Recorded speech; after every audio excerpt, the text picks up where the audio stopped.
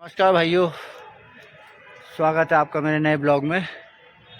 और मेरे पीछे आप झील देख रहे हैं और ऊपर की तरफ टिफिन टॉप की पहाड़ी, साथ में तिब्बती मार्केट और नैना देवी का टेंपल आप देख रहे हैं। और आप सबके प्रति माता की तरफ से आशीर्वाद का मैं आह्वान करता हूं, आप सबको माता का आशीर्वाद मिले।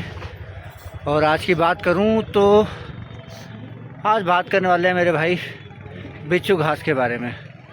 पहाड़ों की एक बहुत फेमस जड़ी बूटी है, आज उसके बारे में बात करते हैं।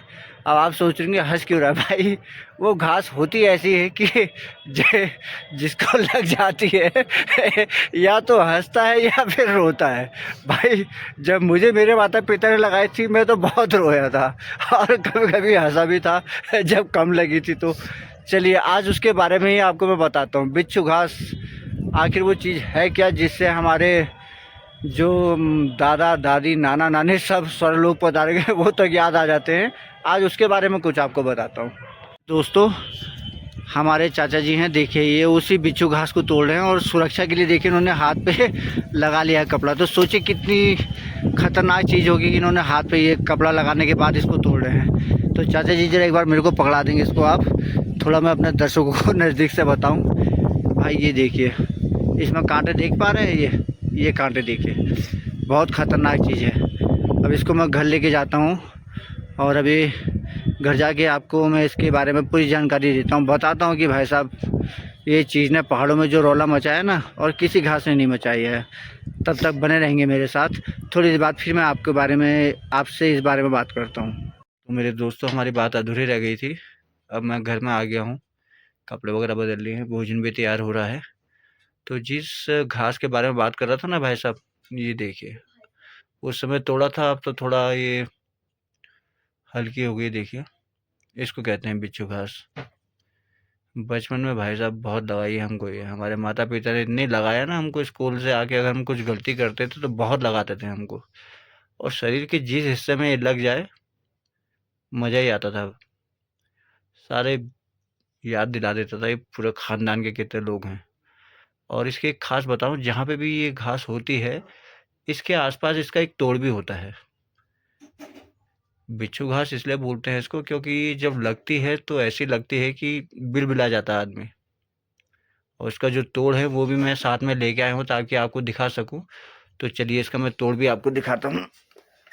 ये देखिए इसका तोड़ ये है, इसे कहते हैं पालंग पत्ती।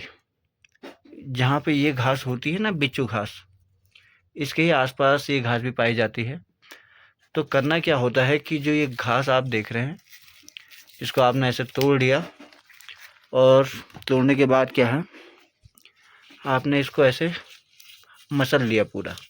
ऐसे आपने इसको मसला, और मसलने के बाद, थोड़ा मसलने के बाद जब ये थोड़ा पीस जैसा जाए, और पीसने के बाद आपने इसको पीसा, इसमें हल्का गीलापन आना देखिए शुरू हो गया ना, हल्का हल्का गीला हो रहा है। देखिए ये मसलने से गीला हो रहा है।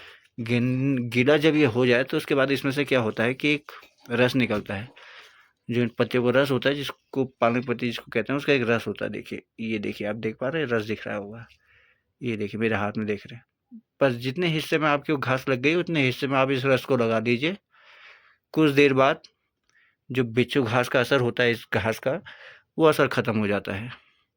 और एक और दवाई बताऊँ मैं आपको कि इसके साथ एक दवाई और होती है। चलिए ये तो जो है जड़ी बूटी अगर कहें तो, या फिर घास कहें तो ये है।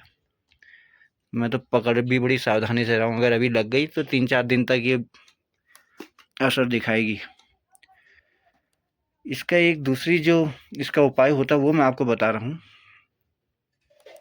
जो हमारे नाक से सिंगाड़ा निकलता है ना, नोज़ बोलते हैं उसको, हमें लोग नोज़ बोलते हैं और हम लोग सिंगाड़ा बोलते हैं।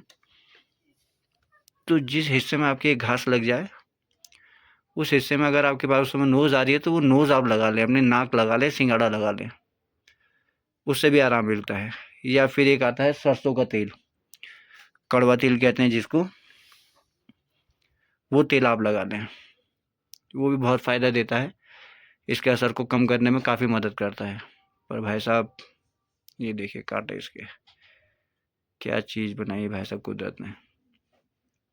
और ये पहाड़ों में तो आमतौर पे इतनी पाई जाती है कि जगह जगह आपको देखने को मिलेगी। तो इसके जो कांटे हैं ना, ये जहरीले कांटे, बिच्छू का डंक जैसा होता है वैसे ही ये भी शरीर के अंदर घुस जाते हैं और जहर छोड़ देते हैं। जहर क्या, एक दवाई कह सकते हैं। और अगर एक हिसाब से मैं आपको और बताऊं तो जो गठियाबाद होता है, जिनके शरीर में ब्लड सर्कुलेशन हल्का हो जाता है, अधिकतर मैंने सुना है, कंफर्म तो मैं भी नहीं करता, लेकिन उनको भी ये लगाया जाता है, तो उनके लिए तो काफ़ी फ़ायदेमंद होता है ये। जो गठियाबाद वगैरह होते हैं, हाथ पाँव में जो दर्द होता है तो उसमें भी आराम देता है। तो चलिए कुछ और नई बातें नई रोचक जानकारी लेके मैं आपके सामने फिर अगले अपने ब्लॉग में आऊँगा। तब तक मेरे साथ रहेंगे। और अभी समय जैसे हो गया है, इस समय तकरीबन 8 बज गए हैं, तो आप लोग भी भोजन करिए, मेरा भी घर में भोजन बन रहा है। भोजन करने के बाद फिर मिलते हैं मेरे नए ब्लॉग में। अगर आप लोग भी भोजन करना चाहें तो आइए मेरे साथ और भोजन करिए। चलिए तब तक मेरे को इजाज़त दीजिए कि मैं आपसे विदा ले सकूं और फिर एक कुछ नई जानकारी के साथ आपके सामने आ सकूं। तब तक के लिए गुड नाइट, धन्यवाद। भगवान आपको खुश रखे।